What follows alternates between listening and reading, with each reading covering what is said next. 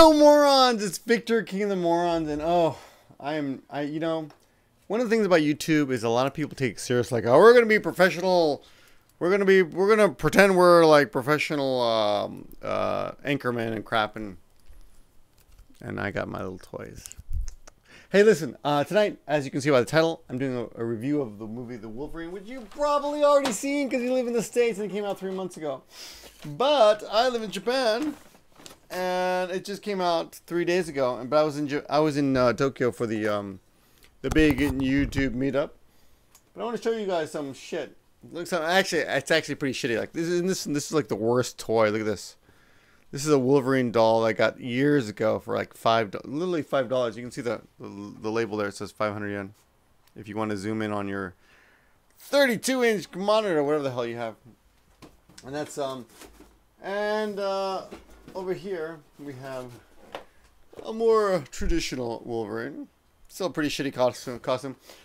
In the movies, of course, you never see him wearing that, which is good. You know. And luckily, you never see him dressed like this, because this is embarrassing. I don't know where to start. I kind of, you know, I first of all, I went to the movies tonight without my wife. Yes. Okay. Do I get an Oscar for that? Now it wasn't that we had a fight or anything. She just didn't want to go. She was like, I don't want to go.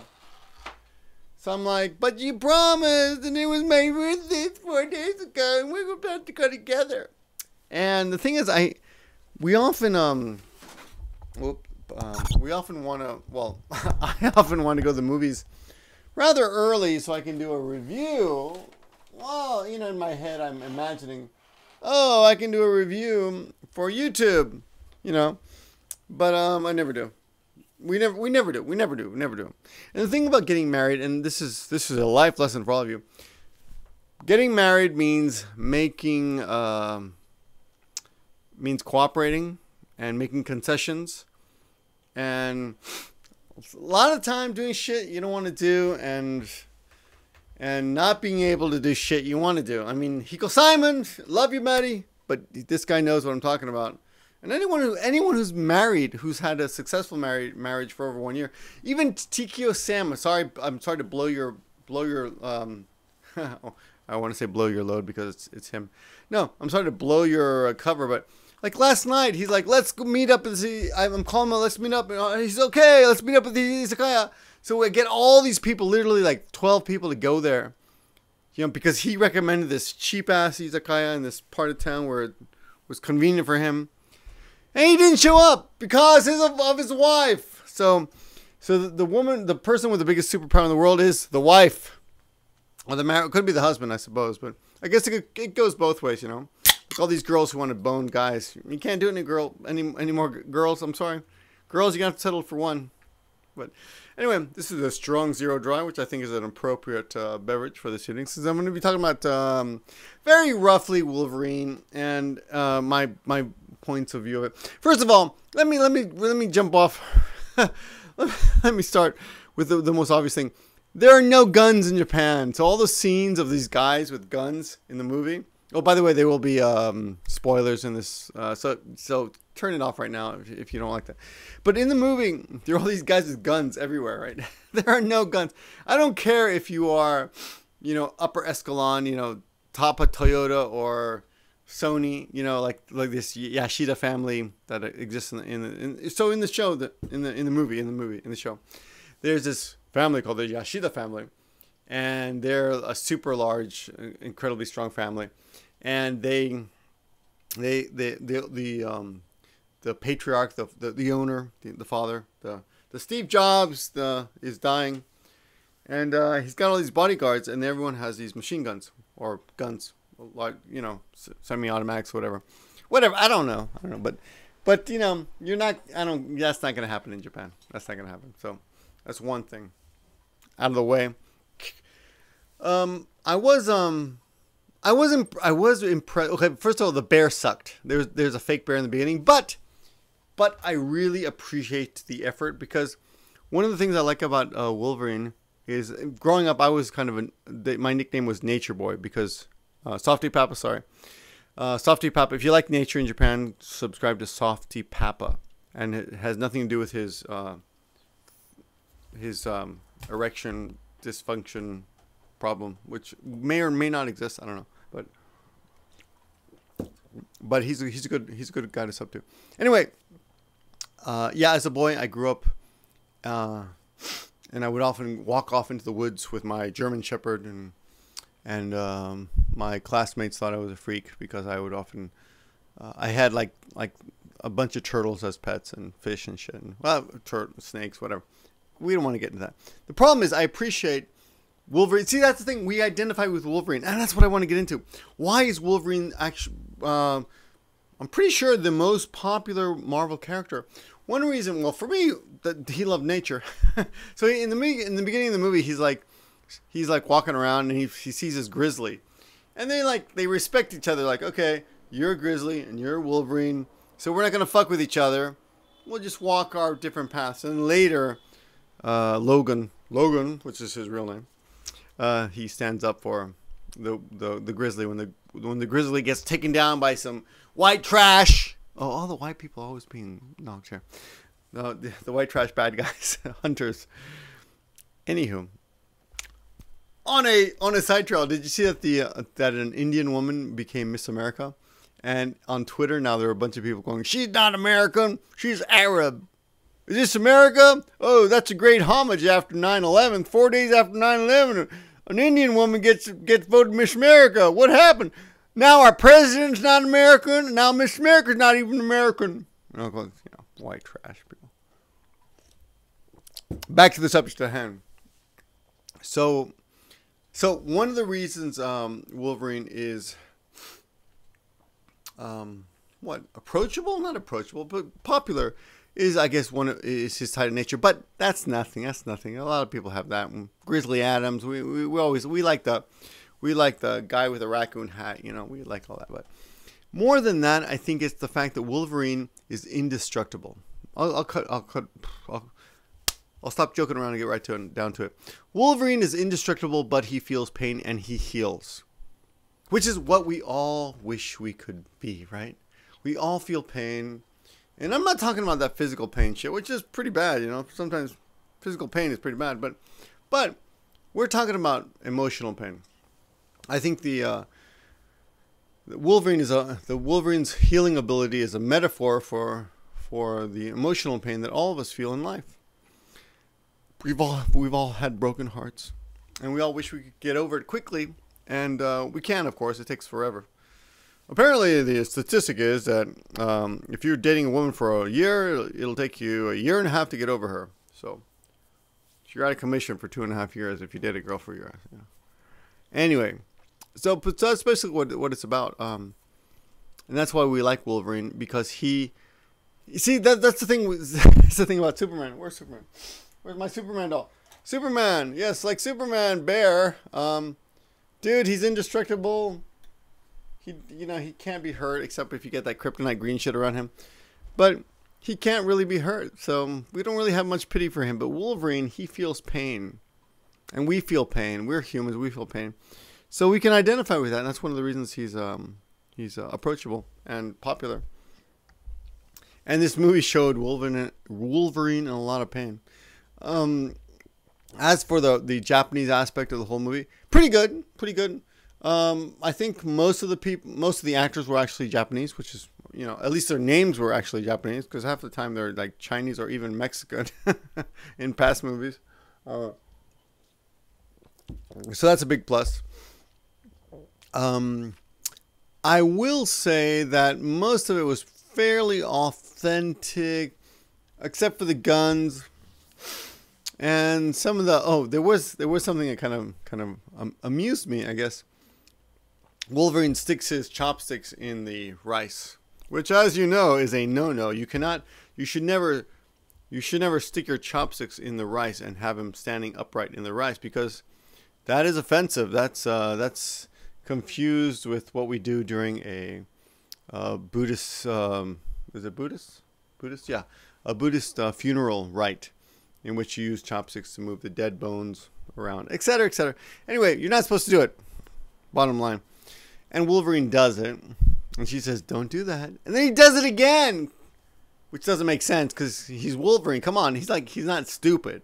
I mean, he's not Professor X or anything, but he's not stupid. But he does it again later, like within a minute, you know. Like, weren't you paying attention, you dumbass? Also, I was impressed with I didn't really understand the bad guy, which was actually a bad girl, kind of. Or even the bad guy, which I don't want to talk too much about. I kind of want to ruin the movie for you if you haven't seen it. But back in the day when I first started, see, I've got all the original Wolverines, which I don't have here because they were in a box and with sealed plastic because I'm anal, because they're worth something. But I remember the first Japanese name I ever learned was Mariko. I mean, I'm sure I learned other names that were probably well, I guess Yoko Ono was probably before that. But the first time I felt like this is a Japanese name was when I read a Wolverine comic book, and her name was Mariko. And yeah, about that. When I first saw her, I was like, there's no way he's gonna fall for her, because she's so skinny. There's no curves on that at all. And Wolverine, that's a guy with muscle. I mean, that's a guy with a body, you know? Like, why would he want to pair off with that? But, you know, I don't know.